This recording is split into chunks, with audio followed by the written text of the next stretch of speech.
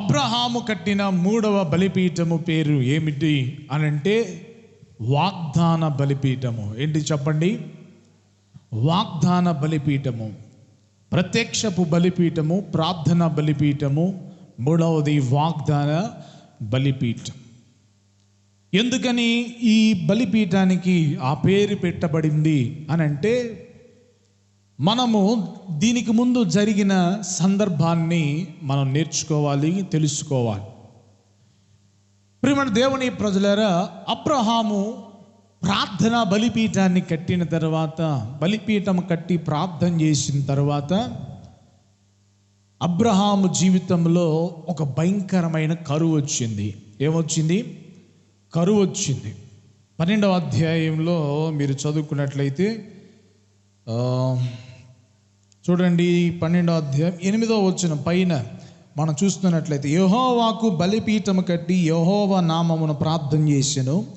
అబ్రహాము ఇంకా ప్రయాణము చేయుచు దక్షిణ దిక్కుకు వెళ్ళెను. అప్పుడు ఆ దేశములో కరువు వచ్చెను. ఆలోచన చేయండి. అబ్రహాము ప్రార్థన చేశాడు, బలిపీఠం కట్టి దేవునికి మొరపెట్టాడు. ప్రార్థన చేసిన వెంటనే మేలు జరగాలి కదా, ప్రార్థన చేసిన వెంటనే మంచి జరగాలి కదా, దేవుడు కాపుదల ఇవ్వాలి కదా అని అంటే, అలాగేం జరగల. కరువు వచ్చేసింది, శ్రమ వచ్చేసింది, కష్టం వచ్చేసింది. చాలాసార్లు మన జీవితంలో కూడా ఇలాగే జరుగుతూ ఉంటుంది.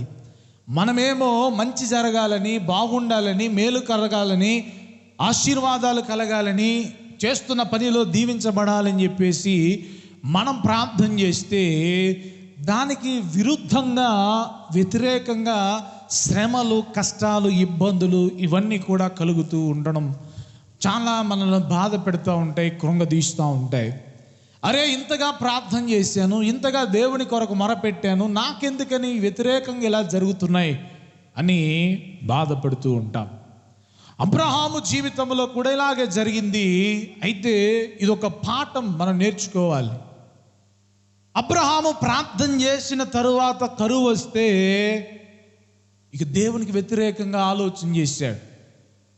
దేవునికి ఏమాత్రము కూడా, ప్రభువా ఏంటయ్యా కరువు వచ్చింది అని దేవుని కొరకు కనిపెట్టుకోలేదు, దేవుని సహాయం కొరకు కనిపెట్టలేదు, దేవుని మాట కొరకు కనిపెట్టలేదు. కానీ తన సొంతంగా ఆలోచన చేశాడు. చూస్తే ఐగుప్తు దేశంలో సమృద్ధి అయిన ఆహారం ఉంది, ఐగుప్తు దేశంలో చక్కగా పోషించబడతా ఉన్నారు, కాబట్టి ఐగుప్తు దేశానికి వెళ్దామని చెప్పేసి దేవుడు చూపించిన స్థలములో, దేవుడు ఉండమన్న స్థలమును విడిచిపెట్టేసేసి ఐగుప్తు దేశానికి వెళ్ళిపోయాడు. ఐగుప్తు దేశానికి వెళ్ళిపోయి అక్కడ నివాసం చేస్తూ ఉంటే, అక్కడ ప్రజలు చాలా దుష్టులు, దేవుని భయం ఎరుగని వారు. కాబట్టి అబ్రహాము భయపడి ఏం చేశాడు తెలుసా? శారాతో అంటున్నాడు, అమ్మా నువ్వు చాలా అందగత్తివి, చాలా సౌందర్యవంతివి, నీవు నా చెల్లెలివని చెప్పు. ఎందుకు అంటే, ఎవరైనా నిన్ను అపహరించుకుపోయి భర్తనైనా నన్ను చంపేస్తారేమో, అడ్డు లేకుండా చేసుకుంటారేమో, కాబట్టి నీవు నా చెల్లెలివని చెప్పు, నువ్వు కూడా నా సహోదరి అని చెప్తాను, నువ్వు నా అన్నవని చెప్పేసి నువ్వు చెప్పు అని చెప్పేసి ఇద్దరు కూడా ఒక అండర్స్టాండింగ్తో ఆ యొక్క ఐగుప్తు దేశంలో నివసిస్తూ ఉన్నారు. ప్రియమైన దేవుని ప్రజలారా, ఆ నోట ఈ నోట తెలిసి ఈ వార్త రాజుగారికి తెలిసింది, ఫరోకి తెలిసింది. ఫరో గారికి ముందుకెళ్ళి, ప్రభువా రాజుగారండి, ఇదిగో మన దేశంలోనికి ఒక కుటుంబం వచ్చింది, మన ప్రాంతంలోనికి ఒక కుటుంబం వచ్చింది, ఆ ఇంటిలో ఉన్న స్త్రీ చాలా అందగత్తె, మంచి సౌందర్యవంతురాలు అని రాజుగారి ఎదుట ఈమెను గురించి పొగిడారట. రాజా, ఆమెకు వివాహం కాలేదు, ఆమె ఇంటిలో అన్న ఒక్కడే జీవిస్తాను, అన్న చెల్లెలు ఇద్దరు జీవిస్తూ ఉన్నారు అంటే, సరే వెంటనే వెళ్ళి ఆమెను తీసుకురండి అని చెప్పేసి తీసుకొని అంతఃపురంలో పెట్టారు. ఫరో మరి అబ్రహాముకు, అయ్యా మీ చెల్లెలను తీసుకెళ్తున్నాను కాబట్టి కట్నంగా ఇదిగో ఈ గొర్రెలు, ఈ ఆస్తి, ఇవన్నీ కూడా అక్కడ రాయబడి ఉంటాయి, కొన్ని వస్తువులు ఇవన్నీ కూడా అబ్రహాముకి ఇచ్చేసాడు. ఎందుకు? చెల్లెలు కాబట్టి చెల్లెలను పెళ్లి చేసుకోవడానికి మేలు చేయడానికని అబ్రహాముకు అవన్నీ ఇచ్చాడు. అప్పటికైనా ప్రాధేయపడి పశ్చాత్తాపడ్డాడా? అయ్యా నా చెల్లెలు కాదయ్యా, నా భార్య అయ్యా, నా విడిచిపెట్టండి అయ్యా అని ఒప్పుకుని పశ్చాత్తాపడి ఉంటే ఒకవేళ వదిలేసేవాడేమో రాజు. అయినప్పటికీ నోరు తెరవలేదు. ప్రియమైన దేవుని ప్రజలారా, ఈ విధంగా అబ్రహాము అలాగే బాధపడుతూ ఇంట్లో ఉంటే దేవుడు జోక్యం చేసుకున్నాడు. దేవుడు అబ్రహాము పక్షంగా నిలబడి, ఎందుకని అని అంటే పిలిచిన దేవుడు కాబట్టి, అబ్రహామును రప్పించుకున్న దేవుడు కాబట్టి, అబ్రహాము పట్ల ఒక ప్రణాళిక కలిగి ఉన్నాడు కాబట్టి, దేవునికి వ్యతిరేకంగా ఉన్న ప్రార్థన చేసి దేవునికి ఆయాసకరంగా నడుస్తున్న దేవుడు విడిచిపెట్టక అబ్రహాము పట్ల ఉన్నాడు. కొన్నిసార్లు మన జీవితంలో కూడా దేవునికి వ్యతిరేకంగా ప్రార్థనలో మనకు ఫలితం రావట్లేదని, దేవుడు మనకు జవాబు ఇవ్వట్లేదని వ్యతిరేకంగా దేవునికి ఆయాసకరంగా బ్రతుకుతున్నప్పటికీ కూడా శ్రమలు వచ్చినప్పుడు దేవుడు ఖచ్చితంగా మనల్ని దర్శిస్తాడు, మనతో ఉంటాడు, మనలను మరలా ఆయన వైపు నడిపించుకోవడానికి ఆయన సిద్ధంగా ఉంటాడు. హల్లెలూయా, హల్లెలూయా. అలాగే దేవుడు అబ్రహాము పక్షంగా నిలబడి ఫరో రాజు ఇంట్లో ఉన్న వారందరికీ కూడా భయంకరమైన శ్రమలు కలిగేటట్లు చేశాడు. ఒకటే ఆపదలు, ఒకటే శోధనలు, ఒకటే గలిబిలి, ఏది చేసినా నష్టం కలుగుతూ ఉంది. భయంకరమైన శ్రమలు ఫరో యొక్క రాజుగారి ఇంట్లో కలుగుతూ ఉంటే రాజుగారికి అర్థం కాల, ఏంటి ఇన్ని శ్రమలేంటి, ఇన్ని కష్టాలేంటి, ఇబ్బందులేంటి, ఈ అమ్మ ఇంటి దగ్గరికి వచ్చిన తర్వాత నుంచి ఇలాగ జరుగుతూ ఉంది ఏంటి అని ఆరాధిస్తే, అయ్యా ఈమె చెల్లెలు కాదు, ఈమె అబ్రహాము యొక్క భార్య. మరి ఎంత పొరపాటు జరిగింది! ఒకని భార్యను మనం అపహరించడం అనేది ఎంత అవమానకరం అని చెప్పేసి వెంటనే అబ్రహామును పిలిచారు. అబ్రహాం, ఏంటి నువ్వు చేసిన పని అని చెప్పేసి తిట్టి, తీసుకుని భార్యను తీసుకుని వెళ్ళిపో, ఈ ప్రాంతంలో ఐగుప్తు ప్రాంతంలో నీ ఉండడానికి వీల్లేదని చెప్పేసి అబ్రహామును మరలా ఎక్కడికి పంపించాడు అని అంటే మరలా కానాను దేశానికి అబ్రహామును పంపించాడు. హల్లెలూయా. దేవుడు ఏ స్థలంలో ఉండమని చెప్పాడో కాదనుకుని వెళ్ళిన అబ్రహాముకు అక్కడ శ్రమ ఎదురైతే మరలా దేవుడు ఏం చేశాడంటే కానాను దేశానికి నడిపించాడు. తప్పు తెలుసుకుని బుద్ధి తక్కువయ్యా, ఇలాగ ప్రవర్తించాను అని మొదట ఏ చోట బలిపీఠాన్ని కట్టాడో మరలా ఆ స్థలానికి వెళ్ళి ప్రార్థన చేశాడు. సరే, ప్రార్థన చేసితే మరలా ఈలోపు ఇంకో సమస్య ఎదురైంది. లోతు కాపరులకు అబ్రహాము కాపరులకు ఇద్దరికి గొడవైంది. ఇద్దరికి గొడవయ్యి ఇద్దరు కూడా వాగుదోపవాదాలు కలుగుతూ ఉంటే ఈలోపు లోతు వచ్చాడు. అన్నయ్య, ఇదిగో నీ కాపురులకి మన కాపురులకి గొడవ అవుతూ ఉన్నాయి, దీనివల్ల మనకి ఇబ్బంది అవుతుంది, కాబట్టి మనము ఈ విధంగా కలిసి ఉండడం బాగోదు, మన ఇద్దరి మధ్య ఉన్న బంధం చెడిపోకూడదు, కాబట్టి నేను వేరే చోట వెళ్ళి ఉంటాను అని చెప్పేసి చెప్తే, ఇదిగో ఈ దేశమంతా నీ ఎదుట ఉంచబడింది, నువ్వు ఎక్కడ ఉండాలనుకుంటున్నావో అక్కడ ఉండు, నీకు ఏ పట్టణం కావాలో ఏ ప్రాంతం కావాలో నువ్వు అక్కడికి వెళ్ళి అని చెప్పేసి అంటే, అప్పుడు లోతు సొదొమ గొమొర్రా పట్టణాన్ని చూస్తే చాలా ఏదైనా తోటలాగా చాలా రమ్యంగా అందంగా కనపడింది. కానీ అక్కడ దుష్టులు నివసిస్తూ ఉన్నారు. అయినప్పటికీ వెళ్ళి ఈ యొక్క లోతు సొదొమ గొమొర్రా పట్టణంలో అక్కడ గుడారం వేసుకుని అక్కడ కాపురము ఉంటూ ఉన్నాడు. ఎప్పుడైతే లోతు అబ్రహామును విడిచిపెట్టి వెళ్ళాడో అప్పుడు దేవుడు వాగ్దానం చేయడం ప్రారంభించాడు. హల్లెలూయా. చూస్తారా, చూడండి, ఆదికాండ గ్రంథము 13వ అధ్యాయము మనం చూస్తున్నట్లయితే, ఆదికాండ గ్రంథము లోతు అబ్రహామును 14వ వచనం, లోతు అబ్రహామును విడిచిపోయిన తరువాత యెహోవా, ఇదిగో నీ కన్నులెత్తి నీ ఉన్న చోటి నుండి ఉత్తరపు తట్టు, దక్షిణపు తట్టు, తూర్పు తట్టు, పడమర తట్టు చూడుము, ఎందుకనగా నీవు చూచుచున్న ఈ దేశమంతటిని నీకును నీ సంతానమునకు సదాకాలం ఇచ్చేదను, మరియు నీ సంతానమును భూమి మీద నుండి రేణువుల వలె విస్తరింపచేసేదను. ఎట్లనగా ఒక భూమి మీద నుండి రేణువులను లెక్కింపగలిగిన ఎడల నీ సంతానమును కూడా లెక్కింపవచ్చును. నీవు లేచి ఈ దేశం యొక్క పొడవును వెడల్పును దానిలో సంచరించుము, అది నీకిచ్చదనని అబ్రహాముతో చెప్పెను. అప్పుడు అబ్రహాము తన గుడారమును తీసి హెబ్రోనులో మమ్రే దగ్గరున్న సింధూర వృక్షము దగ్గర బలిపీఠాన్ని కట్టాడు. ఎప్పుడైతే లోతు విడిచిపెట్టేసి వెళ్ళాడో, అబ్రహాముకు దూరం అయ్యాడో, అప్పుడు దేవుడు అబ్రహాముతో మాట్లాడటం ప్రారంభించాడు. అప్పుడు దేవుడు అబ్రహాముకు ఒక వాగ్దానాన్ని ఇస్తూ ఉన్నాడు. ఇదిగో అబ్రహాం, ఉత్తరపు తట్టు, దక్షిణపు తట్టు, తూర్పు తట్టు, పడమర తట్టు నువ్వు సంచరించు. ఈ దేశాన్ని నీకు ఇస్తాను, ఈ ప్రాంతాన్ని నీకు ఇస్తాను, నీ సంతాన్ని ఇసుక రేణువుల వలె ఆశీర్వదిస్తానని ఎప్పుడైతే దేవుడు వాగ్దానం చేశాడో, అప్పుడు కట్టిన బలిపీఠమే ఈ బలిపీఠం.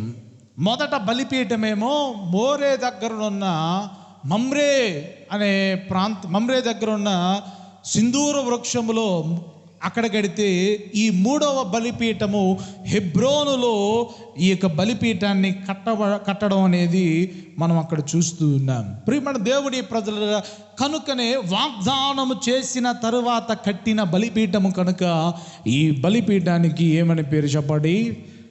వాగ్దాన బలిపీఠం. వాగ్దానం అంటే ఏమిటి? వాగ్దానము అనే మాట ఏమిటి అని ఆలోచన చేస్తే, ప్రియమైన దేవుని ప్రజలరా, ఏదైనా నేను చేస్తాను, ఇస్తాను, జరిగిస్తాను అని ఏ వ్యక్తి అయితే మాట ఇస్తాడో ఆ మాటనే వాగ్దానము అని అంటారు. నెరవేర్చే, జరిగించే, తప్పక చేసే మాట, ప్రమాణము కానీ మాట కానీ ఏదైతే ఒక వ్యక్తి ఇస్తాడో ఆ మాటనే వాగ్దానము అని అంటారు. అయ్యా, ఇదిగో 10 రోజుల తర్వాత నీకు ఇచ్చేస్తాను, ఇదిగో కొన్ని రోజుల తర్వాత నీ జాబు వస్తుంది, ఇదిగో నువ్వేం బాధపడమాకు, భయపడమాకు, నీకు తోడుగా మేము ఉంటాం అని ఈ మాటలు, జరిగించే మాటలు, చేస్తాననే మాటలు, నెరవేరుస్తాననే మాటలు ఏదైతే ఉంటావో వాటిని వాగ్దానముగా మనము భావించాలి. అయితే దేవుడు కూడా అబ్రహాముకు ఒక వాగ్దానాన్ని ఇస్తూ ఉన్నాడు, ఒక మాటను సెలవిస్తూ ఉన్నాడు. ఇదిగో నీ సంతానాన్ని రానున్న దినాల్లో ఇసుక రేణువు వలె ఆశీర్వదిస్తాను, ఈ దేశాన్ని నీకు ఇస్తానని దేవుడు మాట ఇవ్వడమే వాగ్దానము చేయడంగా ఇక్కడ మనం భావిస్తూ ఉన్నాం. కనుకనే అబ్రహాము ఒక బలిపీఠాన్ని కట్టి దేవుని స్తుతిస్తూ ఉన్నాడు. అదే వాగ్దాన బలిపీఠం. దేవునికి స్తోత్రాలు చెల్లించుదాం. హల్లెలూయా, హల్లెలూయా. ప్రియమైన దేవుని ప్రజలారా, వాగ్దానాల మీద మీకు ఎంత నమ్మకం ఉంది? దేవుని వాగ్దానాల మీద ఎంత నమ్మకం మనం కలిగి ఉంటున్నాం? దేవుడు మాట ఇస్తే ఆయన తప్పే దేవుడు కాదు. ఈ లోకంలో మనుషులైన మాట ఇచ్చి తప్పొచ్చేమో కానీ, చేస్తానని చెప్పేసి వారు చేయకుండా ఉండొచ్చేమో కానీ, మనము సేవిస్తున్న దేవుడు మాట ఇచ్చి తప్పే దేవుడు కానే కాదు. వాగ్దానం చేసిన దేవుడు నమ్మదగిన దేవుడు. బైబిల్ గ్రంథంలో ఎన్నో వాగ్దానాలు దేవుడు మన కొరకు రాసి ఉంచాడు. పరిశుద్ధాత్మ దేవుని యొక్క ప్రేరేపణ ద్వారా దేవుడు కొన్ని వేల వచనాలను, వాగ్దానాలను దేవుడు మన కొరకు రాసి ఉంచాడు. అయితే వాటిని మనం స్వతంత్రించుకుని నమ్మి విశ్వసించగలిగినట్లయితే నిశ్చయముగా దేవుడు వాటిని మన జీవితంలో కూడా ఆయన నెరవేర్చగలిగిన వాడై ఉన్నాడు. న్యూ ఇయర్లో జనవరి 1కి 31st నైట్కి మనందరం ఏం చేస్తాం? వాగ్దానాలు తీస్తూ ఉంటాం. వాగ్దానాలు తీసి చదువుకుని మంచి వాగ్దానం వచ్చింది, మంచి వాగ్దానం వచ్చింది అని చెప్పి చదువుకుంటాం, మురిసిపోతాం, మరలా బైబిల్ బ్యాగ్లో పెట్టేసుకుంటాం. మరి మన దేవుని ప్రజలారా, ఆ తర్వాత మరలా ఎప్పుడైనా ఆ వాక్యాన్ని బట్టో ఆ వాగ్దానాన్ని బట్టో ఎప్పుడైనా చూసి, ప్రభువా ఈ సంవత్సరం ఈ వాగ్దానం ఇచ్చావు, దీన్ని బట్టి నీకు స్తోత్రాలు, నా జీవితంలో ఇది నెరవేర్చినైనా, ప్రభువా బలపరిచినైనా అని ప్రార్థన చేస్తున్నావంటే లే. ప్రియమైన దేవుని ప్రజలారా గమనించండి, వాగ్దానము అనేది మనం పొందుకోవాలి దేవుని దగ్గర నుంచి. ఆయన ఏదైనా మాట ఇచ్చాడా, ఏదైనా సెలవు ఇచ్చాడా, ఏదైనా ఆయన మనతో మాట్లాడాడా, ఏదైనా దర్శనం ఆయన మనకు చూపించాడా, అది ఖచ్చితంగా నెరవేర్చబడుతుంది. అది ఖచ్చితంగా మన జీవితంలో జరుగుతుంది. ఖచ్చితంగా అది మనం చూడగలుగుతాం, ఆయన నామాన్ని మహింపరచగలుగుతాం. అయితే జరగట్లేదు, నెరవేర్చబడట్లేదు అని చెప్పేసి కొన్నిసార్లు బాధపడే వారు కూడా ఉంటారు. దేవుడికి ఏమైనా రేపు చేస్తాను, ఎల్లుండి చేస్తాను, పలానా రోజు చేస్తానని చెప్తే ఆ రోజును చేయకపోతే నువ్వు బాధపడాలి, ఆ రోజున నువ్వు జరగకపోతే నువ్వు బాధపడాలి. దేవుడిచ్చాడు వాగ్దానం, దేవుడిచ్చాడు నీకు వాక్కు, దేవుడిచ్చాడు నీకు దర్శనం. అది ఏ సమయంలో ఏ గడియలో ఎలాగో జరుగుతుందో అది ఆయన సంకల్పం, ఆయన చిత్తం కనుక ఆయన తగిన సమయంలో ఆ వాగ్దానాన్ని మన పట్ల నెరవేరుస్తాడు.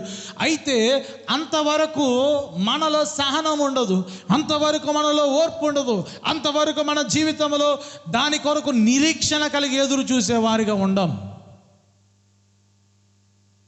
దేవుడు వాగ్దానం ఇస్తే, దేవుడు మాట ఇస్తే, ఆయన మానవుని యొక్క జీవితం, మానవునికి లాగా, నరుడికి లాగా మాట తప్పే దేవుడు కానే కాదు. ఓ రోజట భార్యాభర్తలకి గొడవ అయిందట. ఏమైంది? భార్యాభర్తలకి గొడవ అయింది. భార్యాభర్తలకు గొడవ అయితే భార్యగా భర్తతో అంటుందంట, ఇదిగో నువ్వు పెళ్ళిలో ప్రమాణం చేసావు కదా, ఏం చేసావు? పెళ్ళిలో ప్రమాణం చేసావు, కష్టమైన సుఖమైన నీకే భర్తగా ఉంటాను, నీకే నేను ఆదరిస్తాను, బలపరుస్తానని చెప్పావు కదా, వాగ్దానం చేసావు కదా, ఇప్పుడు ఎందుకని ఎట్లా మాట్లాడుతున్నావు, ఇప్పుడు ఎందుకని విడాకులు అడుగుతున్నావు, ఇప్పుడు ఎందుకని విడిచిపెట్టాలనుకుంటున్నావు అని చెప్పేసి భార్య భర్తను అడుగుతూ ఉందట. అప్పుడు భర్త అంటున్నాడంట, నేను చెప్పలేదు అని అన్నాడట. ఏంటంటున్నాడు? నేను అసలు చెప్పలేదు, ఎప్పుడు చెప్పాను అని అంటే వెంటనే భార్య అంటుందట, ఇదిగో అబద్ధం ఆడమాకు, నువ్వు ప్రమాణం చేసావు లేదా పెళ్ళిలో, కావాలంటే ఇదిగో చూడు పెళ్లి క్యాసెట్ తీసుకొచ్చి పెడతానని చెప్పేసి పెళ్లి క్యాసెట్ తీసుకొచ్చిందంట. పెళ్లి క్యాసెట్ పెట్టిందట. పెళ్లి క్యాసెట్ పెట్టింది. ఇప్పుడు పెళ్ళిళ్ళలో వీడియో తీయకుండా ఎవరు ఉండట్లా. ఎందుకు? రేపు అయ్యే ప్రూఫ్ అన్నమాట. మీకేమైనా అయితే ఆ వీడియో చూసుకుని ఏదన్నా సాక్ష్యం అన్నమాట. పెళ్లి క్యాసెట్ పెట్టింది. పెళ్లి క్యాసెట్ పెట్టగానే తీసుకొచ్చింది, కరెక్ట్గా ప్రమాణాల దగ్గర తీసుకొచ్చి పెట్టింది. ప్రమాణం చేస్తూ ఉన్నాడు, ఇదిగో కష్టమందును, వ్యాధి అందును, సుఖమందును, బాధను, దుఃఖమందును నిన్ను పోషించి, సంరక్షించి, ఆదరించి నీకే భర్తగా ఉంటాను చెప్పగా, ఇదిగో చెప్పావు చూడు, ఇదిగో సాక్ష్యం చూడు అని చెప్పేసి భార్య అంటుంటే నేను చెప్పలే అన్నాడట. పాస్టర్ గారిని పిలుస్తారని చెప్పి పాస్టర్ గారిని పిలిచింది. పాస్టర్ గారండి, కుటుంబంలో ఇబ్బంది ఉంది, త్వరగా రండి.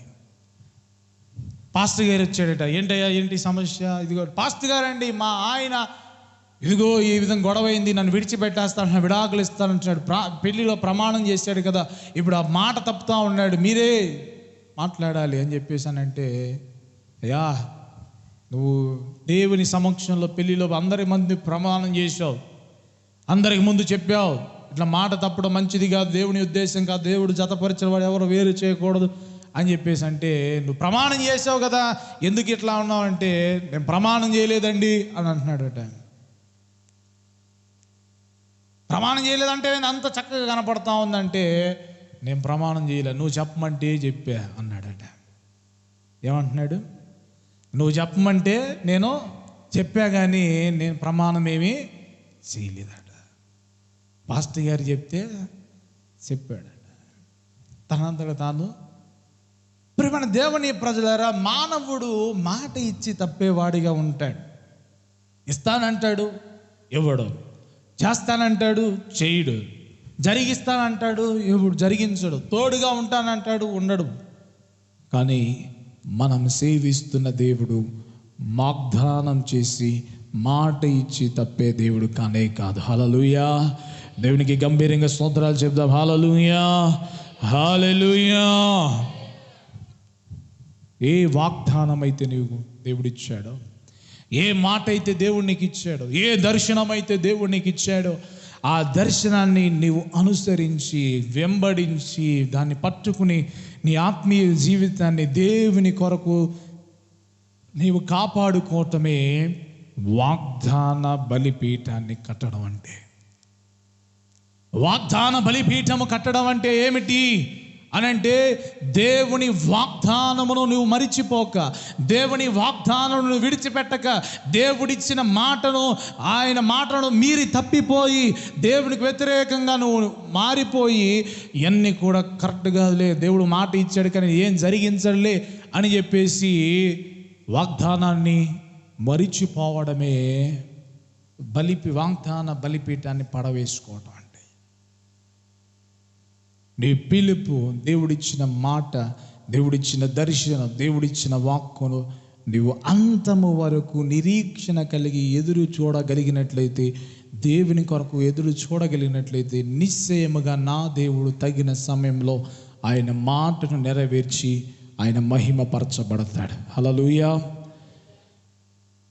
ఆలోచన చేయండి. ఇక్కడ అబ్రహాముకు కూడా దేవుడు వాగ్దానం చేశాడు. ఏమని? నీ సంతానాన్ని ఇసుక రేణుల వలె విస్తరింపజేస్తాడు.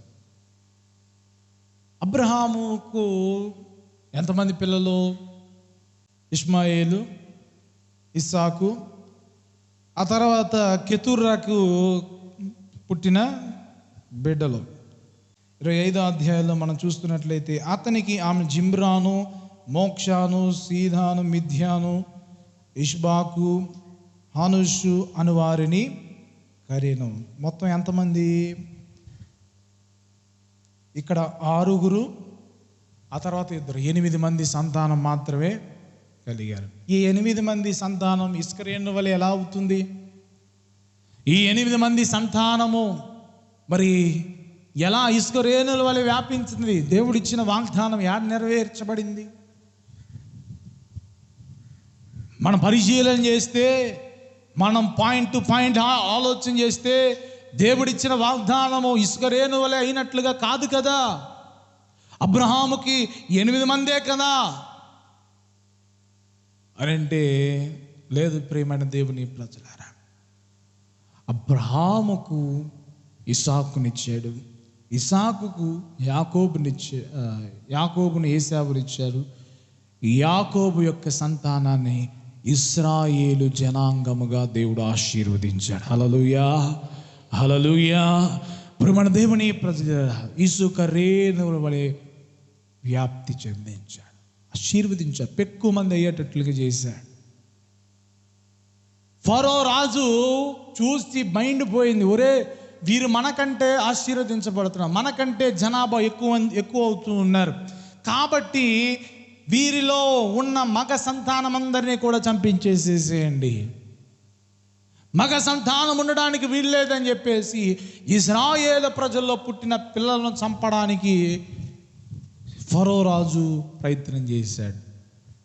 దేవుడు ఇచ్చిన మాట అక్షరాల మరి ఇసుక రేణుల వలె నెరవేర్చబడటం అనేది ఇశ్రాయేలు యొక్క జనాభాని, ఇశ్రాయేలు యొక్క చరిత్రనే మనకు సాదృశ్యంగా కనపడతా ఉంది. అయితే వాగ్దానం ఇచ్చింది ఎప్పుడు? అయితే మాట ఇచ్చింది ఎప్పుడు అని అంటే, అబ్రహాముకి ఇచ్చాడు. కొన్ని సంవత్సరాల తర్వాత, కొన్ని వందల సంవత్సరాల తర్వాత అది నెరవేర్చబడటం అనేది చూస్తూ ఉన్నాం. దేవుడు మాట తప్పే దేవుడు కాదు. ఈరోజు నీ జీవితంలో కూడా ఆయన ఇచ్చిన వాగ్దానం, ఆయన ఇచ్చిన మాట ఏదైతే నీకు ఇచ్చాడో, ఏ వాగ్దానం అయితే ఇచ్చాడో, ఏ పిలుపు అయితే ఇచ్చాడో, ఏ దర్శనం అయితే దేవుడు ఇచ్చాడో, దేవుడు ఖచ్చితంగా దాన్ని నెరవేరుస్తాడు. అయితే తగిన సమయం. కొందరు ఆలస్యం అని ఎంచుకున్నట్లు దేవుడు తన వాగ్దానాల విషయమై ఆలస్యం చేయవాడు కాదు, కానీ ఆయన దీర్ఘశాంతము చూపే దేవుడు. ఆ వాక్యాన్ని తర్వాత మీకు జ్ఞాపకం చేస్తాను. అయితే ప్రియమైన దేవుని ప్రజలారా గమనించండి, వాగ్దానాలు దేవుడు మనకిస్తున్నాడు. ఆ వాగ్దానాన్ని బట్టి మన జీవితంలో మన భక్తి జీవితాన్ని బలపరుచుకోవాలి, మన ఆత్మీయ జీవితాన్ని బలపరుచుకోవాలి. అబ్రహాము జీవితంలో దేవుడు వాగ్దానం పొందుకున్న తర్వాత మరలా ప్రార్థన చేస్తూ ఉన్నాడు. ప్రభువా, ఏంటి నాయన బిడ్డలు ఇస్తానన్నావు, బిడ్డలు లేరు, నా యొక్క దాసుడైన ఎలియాజరు నాకు వారసుడు అవుతాడా, ఏంటి నాయన అని చెప్పేసి ప్రార్థన చేస్తూ ఉంటే, లేదు లేదు, నీ గర్భమున పుట్టబోయేవాడే నీకు వారసుడు అవుతాడు. కొన్నిసార్లు ప్రియమైన దేవుని ప్రజలారా, ఆ వాగ్దానం నెరవేర్చబడకపోతే మన ఆలోచనలు మారిపోతున్నాయి, మనలో వ్యతిరేకత వస్తూ ఉంది, మనలో మన యొక్క ఆత్మీయ జీవితంలో ఎందుకన్నా కృంగిపోయే పరిస్థితులు వస్తూ ఉన్నాయి. కానీ దేవుడు ఖచ్చితంగా స్టాండ్ అని ఇచ్చిన మాట వాగ్దానం చేశాడు. ఇదిగో నీ గర్భమున పుట్టబోయేవాడే వారసు. వాగ్దానం చేసినట్లుగా ఇస్సాకును దేవుడు అనుగ్రహించాడు. ఇస్సాకుకు పేరేంటో తెలిసిన వాగ్దాన పుత్రుడు. ఏం పుత్రుడు చెప్పండి? వాగ్దాన పుత్రుడు. దేవుడిచ్చిన మాటను బట్టి జన్మించిన కుమారుడు కనుక వాగ్దానం వలన పుట్టినవాడు. అయితే ప్రియమైన దేవుని ప్రజల ఒక విషయాన్ని, ఒక చిన్న క్లారిటీని మీకు ఇవ్వాలని ఆశపడుతూ ఉన్నాను. అదేమిటంటే, ప్రవచనము వేరు, వాగ్దానం వేరు. ఏంటి చెప్పండి? ప్రవచనము వేరు, వాగ్దానము వేరు. ప్రవచనము అనేది దేవుని సేవకుల ద్వారానో, లేకపోతే విశ్వాసుల ద్వారానో, ఆత్మీయుల ద్వారానో దేవుడు ఇస్తాడు, విశ్వాసమును బట్టి. కానీ వాగ్దానము అనేది దేవుడు స్వయంగా మనకిచ్చేది. బైబిల్ గ్రంథంలో ఒక మాట ఉంది, ప్రవచనాలైనా నిరర్థకం అవుతాయి, కానీ ప్రేమ శాశ్వతముగా ఉంటుంది. ఏముంటుంది చెప్పండి? ప్రేమ శాశ్వతముగా ఉంటుంది. ప్రవచనాలైనా నిరర్థకం అవుతాయి, అంటే ప్రవచనాలైనా ఫెయిల్ అవుతాయి. కొన్నిసార్లు ప్రవచనాలు చెప్పేవాళ్ళు తయారవుతూ ఉన్నారు. వారి యొక్క స్వలాభం కొరకో, లేకపోతే వారి యొక్క ఆలోచనలు బట్టి, ఏదో మనుష్యుని యొక్క ఆలోచన బట్టి ప్రవచనాలు చెప్తూ ఉంటారు. అవి నెరవేర్చబడలేదని చెప్పేసి ప్రార్థన మానేస్తూ ఉంటారు. అవి జరగలేదని చెప్పేసి దేవునికి వ్యతిరేకంగా మాట్లాడుతూ ఉంటాడు. దేవునికి వ్యతిరేకంగా ఇక భక్తిహీనతలోనికి వెళ్ళిపోతూ ఉంటారు. కానీ వాగ్దానం నీవు పొందుకోగలిగితే, నీవు పొందుకున్న వాగ్దానము ఎన్నడూ కూడా నిరర్ధకము కానే కాదు. హల్లెలూయా. చేతులెత్తి దేవునికి స్తోత్రాలు చెల్లించుదాం. హల్లెలూయా, హల్లెలూయా. ఆ వాగ్దానం నీవు పొందుకోవాలి. మంచిది. ప్రియమైన దేవుని ప్రజలారా, విస్తరించి మాట్లాడడానికి చాలా విషయాలు ఉన్నాయి. అయితే అబ్రహాముకు దేవుడు భూ సంబంధమైన వాగ్దానాన్ని ఇచ్చాడు. ఏమిచ్చాడు? భూ సంబంధమైన వాగ్దానం. అబ్రహాం, నీకు ఈ దేశాన్ని ఇస్తా, నీకు ఈ పట్టణాన్ని ఇస్తా, లేకపోతే నీ సంతానాన్ని ఇసుక రేణుల వలె ఆశీర్వదిస్తా అని భూ సంబంధమైన వాటి కొరకు వాగ్దానం ఇచ్చాడు. మనకు ఈ భూ సంబంధమైన వాగ్దానాల వలన ప్రయోజనం ఏముండదు, కానీ రక్షించబడిన ప్రతి ఒక్కరికి, ప్రియమైన దేవుని ప్రజల మారు మనసు పొందిన ప్రతి ఒక్కరికి, యేసుక్రీస్తు ప్రభువారిని అంగీకరించే ప్రతి ఒక్కరికి, లేకపోతే ఈ ప్రపంచమంతటికి యేసుక్రీస్తు ప్రభువారు ఒక అద్భుతమైన వాగ్దానాన్ని ఇస్తున్నాడు. అదేమిటిదో తెలుసా? యోహోను రాసిన మొదటి పత్రిక 2వ అధ్యాయం 25వ వచనం. యోహోను రాసిన మొదటి పత్రిక 2వ అధ్యాయము 25వ వచనం చూడండి. నిత్య జీవము అనుగ్రహించుననిది ఆయనే, తానే మనకు చేసిన వాగ్దానము. ఎస్, అబ్రహాముకు దేవుడు ఈ దేశాన్ని ఇస్తానని, అబ్రహాముకు ఈ ప్రాంతాన్ని ఇస్తానని, ఇస్రాయేలు వలె చేస్తానని ఈ వాగ్దానం ఇస్తే, మన యేసయ్య, మన ప్రభువు అయిన యేసుక్రీస్తు ప్రభువారు సమస్త మానవానికి ఒక వాగ్దానం చేస్తూ ఉన్నాడు. ఏంటిదో తెలుసా? నిత్య జీవాన్ని ఇస్తానని. హల్లెలూయా, దేవునికి స్తోత్రం చెప్దాం. హల్లెలూయా. పరలోకమును దేవుడు ఇస్తానని, పరలోకమును దేవుడు అనుగ్రహిస్తానని దేవుడు వాగ్దానం చేస్తూ ఉన్నాడు. ఈ ప్రపంచంలో ఏ వ్యక్తి కూడా, ఈ ప్రపంచంలో ఏ మానవుడు కూడా ఇటువంటి వాగ్దానం ఇవ్వలేదు. ఏ వ్యక్తి కూడా నిన్ను పరలోక రాజ్యాన్ని ఇస్తాను, నిన్ను పరలోకానికి తీసుకువెళ్తాను, నీకు నిత్య జీవాన్ని, మోక్షాన్ని ఇస్తానని చెప్పిన వ్యక్తి ఎవరు లేరు. ఒక్క యేసుక్రీస్తు ప్రభువారు మాత్రమే, ఒక్క యేసుక్రీస్తు ప్రభువారు మాత్రమే అటువంటి వాగ్దానాన్ని ఆయన ఇస్తూ ఉన్నాడు. ఎందరైతే ఈ వాగ్దానాన్ని స్వతంత్రించుకోవాలని ఆశపడతారో ఖచ్చితంగా వారు యేసుక్రీస్తు ప్రభువారి యొద్దకు వస్తారు, యేసుక్రీస్తు ప్రభువారిని వెంబడిస్తారు, పూజిస్తారు, ఆరాధిస్తారు.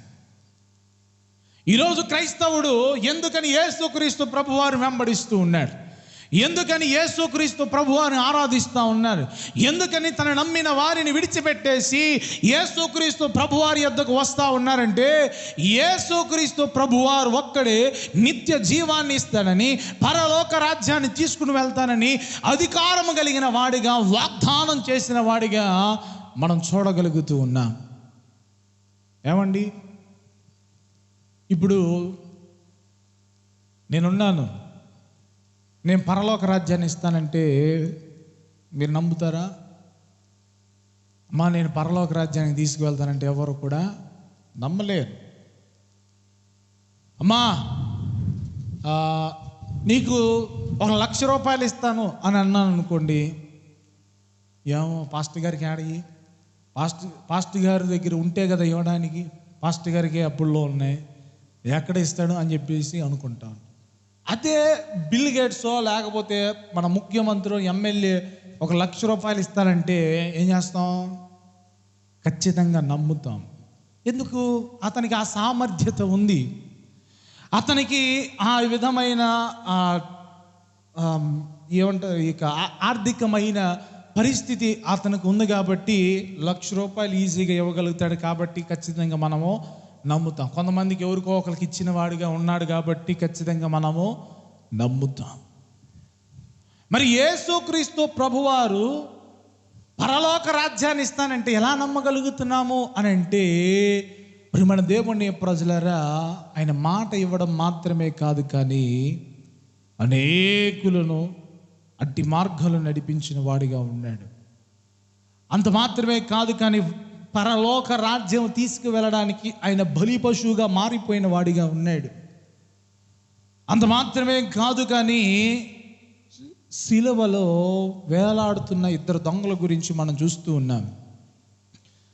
ఒక దొంగ మాట్లాడుతూ ఉన్నాడు, ప్రభువా, నీవు నీ రాజ్యంతో వచ్చినప్పుడు నన్ను జ్ఞాపకం చేసుకోమనంటే, యేసు ప్రభువారు అంటున్నాడు కదా, నేడే నీవు నాతో కూడా పరదేశులో ఉంటావు. హల్లెలూయా, హల్లెలూయా. ఏ వ్యక్తి మాట్లాడగలడు ఈ విధంగా?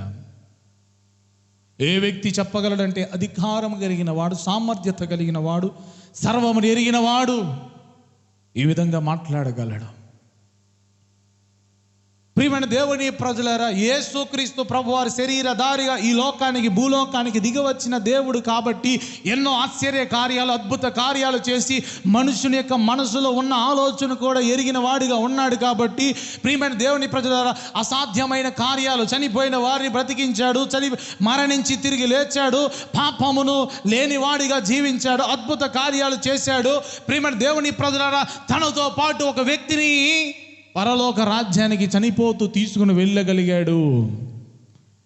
ఆయన అంతటి సామర్థ్యత కలిగిన వాడిగా ఉన్నాడు కాబట్టి ఆయన ఇచ్చిన వాగ్దానం నిశ్చయముగా మన జీవితంలో నెరవేరుస్తాడు. హల్లెలూయా, హల్లెలూయా. ప్రియమైన దేవుని ప్రజలారా, ఏంటి ఆయన ఇస్తున్న వాగ్దానము అనంటే నిత్య జీవాన్ని అనుగ్రహిస్తానండి. యోహాను సువార్త 14వ అధ్యాయం శిష్యులకు కూడా యేసుక్రీస్తు ప్రభువారు చెప్తున్నాడు. 2-3 వచనాలు మనం చదువుకున్నట్లయితే యోహాను సువార్త 14వ అధ్యాయం, నా తండ్రి ఇంట అనేక నివాసములు కలవు, లేని ఎడల మీతో చెప్పుదును, మీకు స్థలము సిద్ధపరచ వెలుచున్నాను. నేను వెళ్ళి మీకు స్థలమును సిద్ధపరచిన ఎడల, మీకు స్థలమును సిద్ధపరచని ఎడల నేనుండు స్థలములో మీరును ఉండులాగున మరలా వచ్చి నా యొద్ద నుండుటకు మిమ్మును తీసుకొని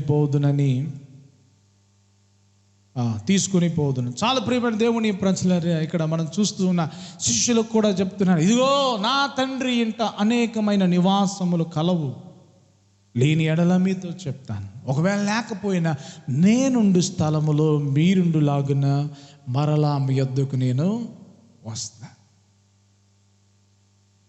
దేవుడు మన కొరకు అక్కడ స్థలాన్ని సిద్ధపరుస్తూ ఉన్నాడు.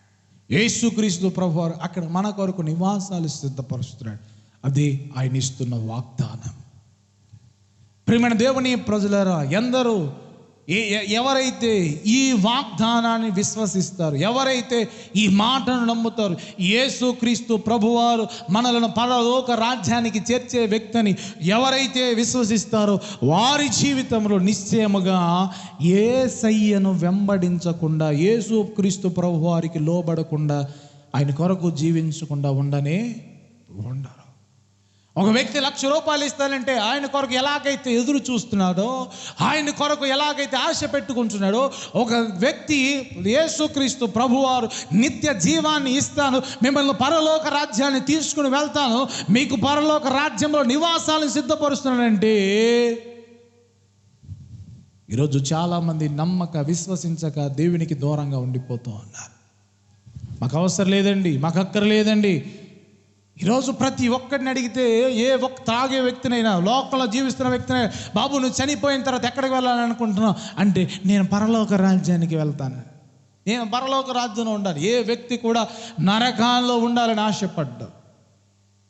అయితే ఎవరు ఇస్తానని వాగ్దానం చేస్తున్నారు, ఎవరు తీసుకెళ్తానని వాగ్దానం చేస్తున్నారు, ఎవరు మనకు అటువంటి సామర్థ్యత, అధికారం కలిగిన వారుగా ఈ ప్రపంచంలో మనం చూడగలుగుతున్నామంటే ఒక్క యేసుక్రీస్తు ప్రభువారు మాత్రమే. ఇంకా మాట్లాడుతూ ఉంటారు కదా, అయ్యా యేసు ప్రభువారు వస్తారు వస్తారు వస్తారు అంటున్నారు, ఏడి రావట్లేదేంటి, ఏది రెండవ రాకడేది అని చెప్పేసి మాట్లాడేవారు కూడా ఉంటారు. పేతురు రాసిన 2వ పత్రికలో 3వ అధ్యాయంలో మనం చూస్తున్నట్లయితే 3వ అధ్యాయం 13వ వచనంలో, పేతురు రాసిన 2వ పత్రిక 3వ అధ్యాయం 9వ వచనంలో అక్కడ రాస్తున్నాడు కదా, కొందరు ఆలస్యమని ఎంచుకున్నట్లు ప్రభువు తన వాగ్దానముల గురించి ఆలస్యము చేయువాడు కాదు, కానీ ఎవడునూ నశింపకూడదని నిశ్చయింపక అందరూ మారు మనస్సు పొందవలెనని కోరుచు మీ ఎడల దీర్ఘశాంతము గలవాడై ఉన్నాడు. ప్రియమైన దేవుని ప్రజలరా, దేవుడు ఎందుకని ఆయన ఇచ్చిన వాగ్దానములు ఆలస్యం చేస్తూ ఉన్నాడు, ఎందుకని రెండవ రాకడను ఆయన నిర్లక్ష్యం చేస్తూ ఉన్నాడంటే, అందరూ అంతటా మారు మనసు పొందాలని. హల్లెలూయా. ఇదిగో ప్రపంచమంతా కూడా యేసుక్రీస్తు ప్రభువారి గురించి ఎరిగి తెలుసుకుని మారు మనసు పొంది యేసుక్రీస్తు ప్రభువారిని విశ్వసించి దేవునికి ఇష్టలుగా బ్రతకాలని ఆయన దీర్ఘశాంతాన్ని చూపుతూ ఆలస్యం చేస్తూ ఉన్నాడు. అయితే ఆయన వాగ్దానాన్ని మరిచిపోయే దేవుడు కానే కాదు. ప్రియమైన సహోదరి సహోదరుడా, అబ్రహాము ఏ విధముగా అయితే దేవుడు ఇసుక రేణుల వల్ల ఈ దేశాన్ని ఇస్తానని వాగ్దానాన్ని నమ్మి దేవుని కొరకు జీవించాడు, అబ్రహాము దేవుని నమ్మెను, అది అతనికి నీతిగా ఎంచబడెను. ఈరోజు ఎందరైతే యేసుక్రీస్తు ప్రభువారు ఇస్తున్న వాగ్దానాన్ని నమ్మి విశ్వసిస్తారు, నిశ్చయముగా వారందరినీ కూడా దేవుడు పరలోక రాజ్యములోనికి ఆయన ఆహ్వానిస్తాడు. ఈ వాగ్దానాన్ని పట్టుకుని మన ఆత్మీయ జీవితాన్ని కాపాడుకోవటమే వాగ్దాన బలిపీఠాన్ని కట్టడం అంటే. హల్లెలూయా, హల్లెలూయా. ఏదో ఈ తాత్కాలికమైన శారీరక సంబంధమైన వాగ్దానాలు మనకు ఉపయోగం లేదు, దీనివల్ల మనకు ప్రయోజనం లేదు. ప్రియమైన దేవుని ప్రజలారా గమనించండి, అబ్రహాముకు దేశం ఇచ్చాడు, ఇశ్రాయేలు దేశం ఉంది. ఉపయోగం ఏమిటి? ఈ శారీరక సంబంధమైన వాగ్దానాలు అవి మనకి ఉపయోగపడవు. లేకపోతే దానివల్ల ఏదో తాత్కాలికమైన వాటిని పొందుకోవచ్చు. లేకపోతే ఒకవేళ నీకు కారు ఇస్తానని వాగ్దానం చేయొచ్చు, లేకపోతే ఉద్యోగం ఇస్తానని వాగ్దానం చేయొచ్చు. ఆ ఉద్యోగం కొన్ని రోజులకి పోవచ్చు, ఆ కారు కొన్ని రోజులు రిపేర్ అవ్వచ్చు, దాని మీద నీకు అయిష్టం కలగవచ్చు. ఇల్లు మీద కొంత రోజులు మోజు కలగవచ్చు, తర్వాత ఆ ఇంటిలో ఉండడానికే నీకు అయిష్టంగా ఉండొచ్చు. ఈ శారీరక సంబంధమైన, ఈ లోక సంబంధమైన వాగ్దానాల కొరకు కాదు, కానీ వాటిని బట్టి మన ఆత్మీయ జీవితాన్ని కట్టుకోవడం కాదు, కానీ ఎదుగో నిత్య జీవము ఇస్తానని దేవుడు ఇచ్చిన వాగ్దానాన్ని బట్టి ప్రియమైన దేవుని ప్రజల మన ఆత్మీయ జీవితాన్ని, మన బలిపీఠాన్ని మనం కట్టుకోవటమే ఈ వాగ్దాన బలిపీఠం అంటే. హల్లెలూయా. అయితే ఈరోజు ఈ లోకంలో ఇద్దరు వ్యక్తులు మనం చూస్తున్నాం. సిలువ మీద ఉన్న ఇద్దరు వ్యక్తుల్లాగా, ఇద్దరు దొంగల్లాగా, ఇద్దరు రెండు రకాల మనుషులు మనం చూస్తూ ఉన్నాం. ఒక దొంగ ఏమో నిన్ను నీవు రక్షించుకుని నన్ను కూడా రక్షించమని ఈ లోక సంబంధమైన వాటిని గురించి ఆలోచన చేశాడు. మరొక దొంగ ఏమో నీవు నీ రాజ్యంతో వచ్చినప్పుడు నన్ను జ్ఞాపకం చేసుకుని పర సంబంధమైన వాటి గురించి ఆలోచన చేశాడు. మొత్తానికి ఈ దొంగ యేసు క్రీస్తు ప్రభువారు ఇస్తున్న ఈ మాటలు, ఈ వాగ్దానం, ఇదిగో నా ద్వారా తప్ప ఎవడు పరలోక రాజ్యానికి చేరడు, ఇదిగో నేను పరలోక రాజ్యానికి నేనే మార్గమని చెప్పిన మాటలు మొత్తానికి ఈ వ్యక్తి ఎక్కడో విన్నాడు, విశ్వాసం ఉంచాడు, ఆ వాగ్దానాన్ని మీద నిరీక్షణ కలిగి ఉన్నాడు. కనుకనే మరణించే సమయంలో కూడా అతడు పర సంబంధమైన దాని కొరకు అడిగాడు, ఎదురు చూశాడు, నిరీక్షించాడు. నిశ్చయముగా దేవుడు ఆ వ్యక్తికి ఆ ధన్యతను, భాగ్యాన్ని ఇచ్చాడు. కానీ మరొక దొంగ అయితే ఈ భూ సంబంధమైన వాటిని గురించి ఆలోచన చేస్తూ తన యొక్క ప్రాణాన్ని పోగొట్టుకుని నరకానికి వెళ్ళపోవాల్సిన పరిస్థితి. ఈ లోకం శాశ్వతం కాదు ప్రియమైన దేవుని బిడ్డ. ఆ పరలోక రాజ్యాన్ని పొందడానికి మనం సమర్పించుకుందాం, దేవుని కొరకు జీవించుదాం, యేసుక్రీస్తు ప్రభువారి మీద విశ్వాసం ఉంచుదాం, మన వాగ్దాన బలిపీఠాన్ని కట్టుకుందాం. దేవుడు మనలను తన రాజ్యములో మరి జ్ఞాపకం చేసుకుని మనలను తన వారసులుగా ఆ నిత్య రాజ్యంలో చూడాలని ఆశపడుతూ ఉన్నాడు. జీవితంలో ఆ వాగ్దానాలు మనము స్వతంత్రించుకోవాలి. పేతురు రాసిన పత్రికలోనే 2వ అధ్యాయము 3వ అధ్యాయం 13వ వచనంలో మాటను మనం చూస్తున్నట్లయితే, అయినను ఆయన వాగ్దానమును బట్టి క్రొత్త ఆకాశముల కొరకును క్రొత్త భూమి కొరకును కనిపెట్టుచున్నాము, వాటి యందు నీతి నివసించును. హల్లెలూయా. ఈరోజు ప్రతి విశ్వాస యొక్క నిరీక్షణ ఆయన వాగ్దానాన్ని బట్టి క్రొత్త ఆకాశం, కొత్త భూమి కొరకు ఎదురు చూడటం, అదే నీతి, అదే భక్తి జీవితం. కనుక నీ గురి, నీ గమ్యం. అందుకని అంటున్నాడు కదా, ఇదిగో పైనున్న వాటిని మీరు వెతకాలి. పర సంబంధమైన వాటిని గురించి మనము ఆలోచన చేయాలి. ఈ మధ్యాహ్న కాల సమయంలో ఈ వాగ్దానాన్ని నువ్వు పట్టుకో. ఈ వాగ్దానాన్ని మాత్రమే కాదు, కానీ నీ జీవితంలో దేవుడు ఏ వాగ్దానాలు అయితే ఇచ్చాడో నిశ్చయముగా ఆ వాగ్దానాన్ని పట్టుకో. ఏ మాత్రం కూడా వెనకడుగు వేయ మాకు, మరలా వెనకంజ వేయ మాకు, మరలా పడిపో మాకు. నీ వాగ్దాన బలిపీఠాన్ని కట్టుకో. దేవుడిచ్చిన వాగ్దానాలు ఎన్నైతే ఉన్నాయో అవన్నీ కూడా ఏమై ఉన్నాయి? అవునన్నట్లుగా ఉన్నాయి. కొరింథీయులకు రాసిన 2వ పత్రిక 1వ అధ్యాయంలో మాటను మనం చూస్తూ ఉన్నాం. కనుక వాగ్దానాన్ని మనం నమ్ముదాం, విశ్వసించుదాం, మన భక్తి జీవితాన్ని కట్టుకుందాం, ఆత్మీయ జీవితంలో బలపరచబడదాం. నిశ్చయముగా దేవుడు తన ఇచ్చిన వాగ్దానాన్ని నెరవేర్చి, రుజువుపరిచి, నిన్ను తన సాక్షిగా మహిమపరిచి దేవుడు వర్ధిల్ల చేయునుగాక. ఆమేన్.